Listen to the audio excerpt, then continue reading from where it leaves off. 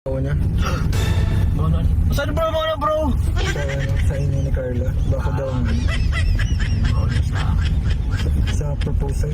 Sa proposal? Oo, kasi sunod-sunod daw ang mangyayari kapag ikaw daw nag-propose. Di ba sa'yo na nangyayari? Ikaw pa ka nagsabi nun, sa akin yun.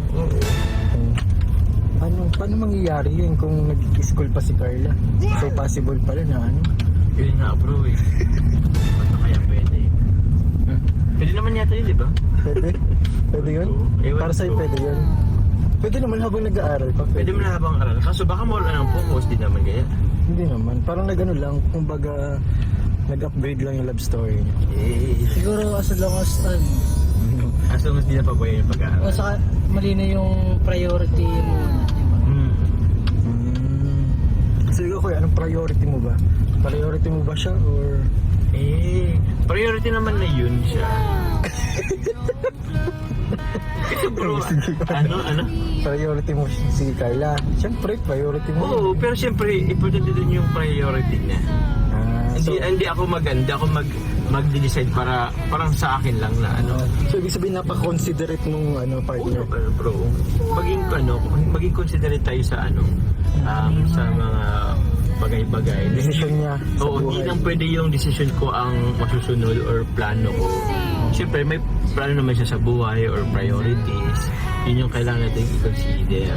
Pangit bro, pag mag-propose tapos sa kaganitong kasagsagan ng pag-aaral niya, paano pag nag-know yan? Di ba bro? Masakit bro, masakit. Grabe. Comment nga kayo guys kung may mag-no ba dyan. Mag-know pa si Carla. Mag-no kaya si Carla guys kapag busy siya sa pag-study. Kung hindi. Pero hindi ibig sabihin ng no na yun ay reject. Reject. Rejected. Ano pa yun? Minsan yung no kasi mali lang yung time. Timing. Timing. Lang kasi yung timing. Dapat right time and the right place and the right person. Kung yung right person, hindi na kailangan. Ay, kaya nga. Pero yun naman. O yun pala. So, ibig sabihin, marahil mangyari nun, baka kailangan nyo mag-usap about yan. Ako sakaling Nasa right time magpapurpose. kasi bro.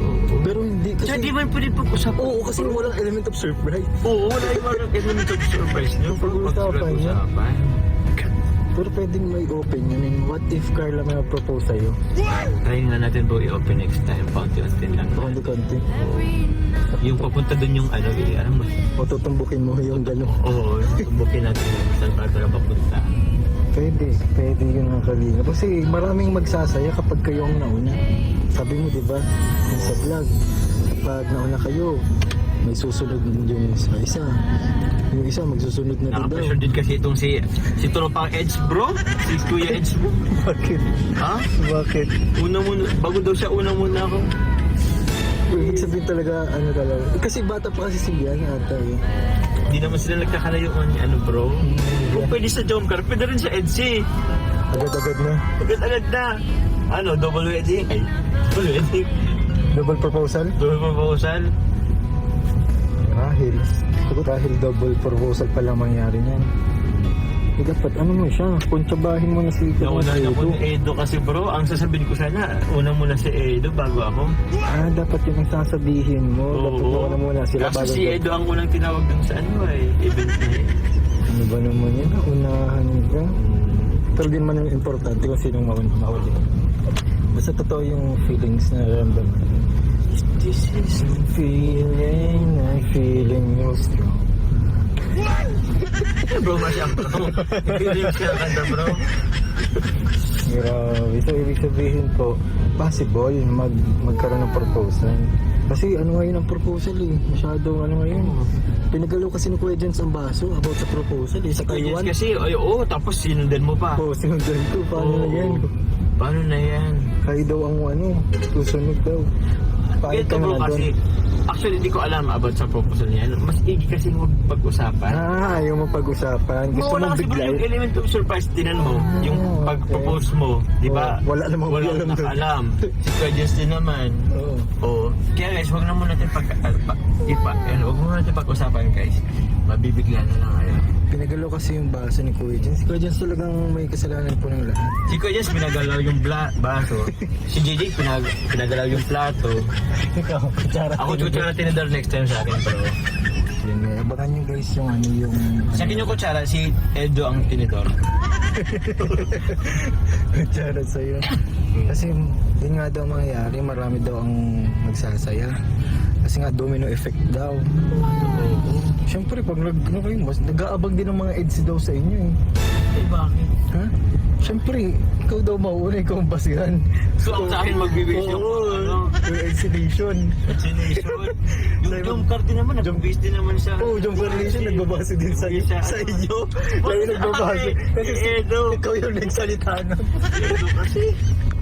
Kaya yun, ba't ang Mikris, tahimik lang ang Mikris. So, Mikris, tahimik lang kasi tandem lang sila. Talagang official tandem lang. oo. Depende na lang yun sa kanila kung anong ano nila. Pag hindi kayo mangyayari. Kasi sabi daw nila, parang ganun din daw sa inyo yun ay. Sa atin. Pero yun, anyways, yun ang ano. Ay, ganda! Santa Fe. Ganda pala niyan. SUV rin to eh.